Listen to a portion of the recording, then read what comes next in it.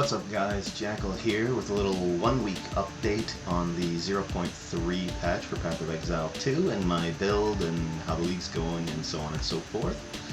I want to preface this by saying I didn't play all that much Path of Exile in the past week. There was like a new Hellbeggars update, there was a lot of Dota to be played and all this other stuff, so I got to about halfway through the Atlas progression. I'm on tier 8s now, and I am level 79 Warbringer. So the build, first and foremost, the build is Warbringer minions. I leveled minions right from level 1, or I guess technically level 2 because I had to rolling slam that first boss. The idea of the build is basically just you put out totems, the totems summon more minions, so these are basically free and very powerful minions, and then all of your damage breaks armor, and you can break armor into the negatives. So how this works is you can break an amount of negative armor onto the monster based on how much armor he had. So if you're 2,000 armor, you can break him down to negative 2,000. So you can imagine this very good on monsters that have a lot of armor. Suddenly they have a lot of negative armor. The skill tree, I'm using the weapon swap points for the totems. So I have a weapon swap mace so I can put totems down. And so all the totem nodes can just be on weapon swap points. It also means that I have a shield only on my main weapon. And so all the weapon swap 1 points are into shield nodes. So weapon swap 1 shield nodes, weapon swap 2 mace nodes. I have a lot of stun thresholds, and then I have any allies or minion stuff. There used to be minion stuff down here, I think they removed it, but they have some allies stuff, like allies regen, allies attack speed. So I took that on my way over to the outside of the tree, took the shield and totem, and then I got to the closest actual minion stuff, which is right here. So that's outside top left. And this just gives life, elemental resistances and damage. Now, one thing I'm trying for this build is, which is very different from how I normally build minions, is I wanted to try a lot of temporary minions with this. I think this is a new node, I don't remember it, last patch. So I wanted to try temporary minions, expendable army, and the temporary minion I'm most excited about, actually, let's get into my gems here, is this right here, Ravenous Swarm. This is a new gem that basically just spawns swarm of bugs, poisonous bugs, all around you when enemies are near you. And it's mechanically very awesome. I will tell you, I'm using it and I'm building around it because it's mechanically awesome and I wanted to use it. Like, I'm basically just using it because I wanted to use it. I don't think I can recommend it for this style of minion build in general because the bugs really don't hit that hard. You know, they can take white mobs down all around you, so you can just sit there holding your shield up and these bugs will kill white mobs, of course, if all your other minions are dead. But they really don't add that much, like single target to a boss, for example. But they're very cool mechanically. I hope they get a little bit of the numbers buff, maybe next patch or something. I really like this gem. As for the other temporary minions, we have the classic Raging Spirits, so I'm just throwing up firewalls, which are extra helpful because I am using skeleton arsonists. So I've got 2 arsonists, 2 brutes. Well, first let's go to the other temporary minions, which of course is Unearth. They buffed Unearth this patch so that when your permanent skeletons die, you can unearth them as corpses, and they still, you know, come back and everything. So even in bosses, you can get a few of these unearthed guys, but these are just really great for clear. Now they leap at enemies to get to close the distance faster. And so those are the 3 temporary minions: Unearth, Raging Spirits, and Ravenous Swarm. The permanent minions are 2 skeletal arsonists, 2 skeletal brutes, and 1 specter. You can see I haven't even gemmed him yet. He's new because they just patched it so that you could specter abyss mobs. So I got excited and decided to throw it into the build. And of course, once you have 3, maybe 4, I think even 3 will allow you to use a muster support here or there, 3 permanent minions. So Before I used this Spectre, and maybe this was a better setup, but I'm just really excited for new minions. It was something like 6 arsonists and a brute, or like 4 and 2, something like that. I think you only need arsonists and brutes for this. And if you're asking why I'm using arsonists and a fire spectre in a armor shred build, it is because, let's see if I can find it here, this note right here, the Molten One's Gift. Fully broken armor effects apply to fire damage taken. So that's not just from you, that's the damage they take, so it works for your minions too. So basically I can use anything that's fizz or fire and get the full effect of my armor break. Alright, I think that's it for this. So, the League, let's talk about the League. Well, the Abyss League is amazing, but it puts a lot of guys in your maps, and I'm seeing a lot of people talking about performance issues. I never had performance issues this patch, but what I had was crashing before the B patch on, I think that was yesterday. Before yesterday's B patch, I had a lot of crashing when there was a big abyss happening, especially in the maps that are influenced by Abyss. Yeah, there was a lot of crashing.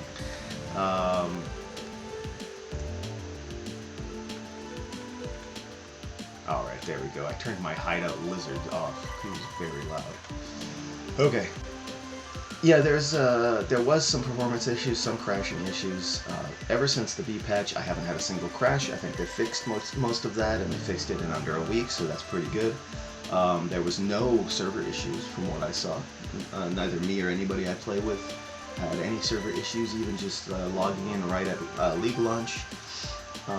So that's pretty much it for the issues. I was very disappointed with 2 things this league. The fact that you're getting Act 4, but you're not getting TOTA. I'm a huge TOTA guy. I call this build TOTA Man because I'm just throwing totems all over the place, and I'm getting these ancestral spirits that are straight out of the TOTA League. That is Trial of the Ancestors from Path of Exile 1, for those of you who don't know. It was one of my favorite leagues of all time. Very fun, kind of auto-battler idea. So number 1, I was disappointed that you don't get TOTA with Act 4. Number 2, I was disappointed. I know people think I'm going to say Druid. I wasn't really disappointed that we didn't get a new class. I was kind of banking on it, honestly, but I was disappointed that we got Act 4, but you can't Spectre anything. There's a lot of cool minions that I would Spectre. There's little drumming goblins. That would be pretty funny because I'm already using the Resonating Shield. So I'm drumming my shield, and it'd be really funny if all my minions were also drumming their shield. It also looked pretty good. I think it buffs, I think it gives a buff to allies around too. I'm not sure. We'll have to play with it once they allow minions, or once they allow them to be specters. There was some casters from the Oriothans, had some interesting looking casters. So I really would have liked to Spectre that stuff, and you couldn't Spectre the Abyss mobs either, which was a huge disappointment because they are the coolest looking mobs I've ever seen. But they worked on it, and with the very first patch, they allowed you to Spectre the Abyss mobs, so I'm guessing eventually, maybe even this patch, you'll be able to Spectre some of the Act 4 monsters, if not all of them. Yeah, so the league otherwise, other than those disappointments, which by the way I got over very quickly because I'm just having a lot of fun in the league is great. The changes, I've started to play a little bit of Sorcerer just to try out some of the infusion stuff, and right off the bat it felt really good. You know, some people might not like to go pick up infusions off the ground, but you can spec into picking them up from further away and all this, so might not be your play style, but I think for most people it's going to feel very good. I think it's a little bit of a disappointment that the skills without infusions were nerfed, and so in some cases you're getting the infusions just to buff them back up to around where they were, or maybe just a little bit better than they were just last patch. I think that's a bit of a disappointment. I think the infusions should make them just better, and you shouldn't nerf their base skill, you know what I mean? Like, playing the base skills should still be viable without the infusions. The infusions should be like one of the cool options. I don't know, that's just my opinion, just a little bit of a game design rant there. But I only played that to like level 20 or something. I was just trying out infusions. So far it's been basically just this minion build. I will say The minion build actually feels okay on clear. It's better now that I got this Spectre because he shoots these big fireballs out. And he has like a built-in multiple projectiles. But it feels great on bosses. Now that the skeleton brutes have this shattering roar, this war cry that intimidates enemies. I know it does this thing with freeze. I don't even bother with that. I just like that it intimidates enemies. That's just 10% more damage that I'm dealing, 10% less damage that I'm taking pretty much all the time, because these things, especially when you have two of them, I have two of them with reduced cooldown support gems, so I can Warcry much more frequently than the Warcry's duration. So I can have it up all the time. I can have it up on every pack. So that's just a great buff. And then that on top of the Warcry that the monkey does when he comes out of the totems for the Warbringer Ascendancy. The monkey roars and gives everyone around him a 50% increased damage buff. So both the monkey and the brutes are there to like buff each other and everybody else, and me. I don't do much damage, but I get the buffs too for my resonating shield, which I use to break armor. And then the skeletal arsonists are just there to deal a bit of damage on multiple projectiles. Like multiple projectile clear is nice. I don't use them very often to detonate my minions.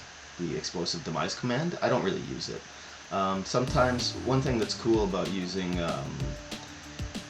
Raging Spirits with the Arsonists is that Raging Spirits come out at the life threshold with which you can detonate them, so you can, like, if you want to, summon the Raging Spirits and popcorn them right away. Sometimes I do that, but when I just leave the Raging Spirits out, I find that their damage is just as good as detonating them, so, because they don't have that much life, right? Like, the detonation is based on their life. So, I actually just like to use the Arsonists just for their auto attack, multiple projectiles, increased AoE. They just help clear quite a bit. If I'm being honest, the Spectre is kind of a better version of them.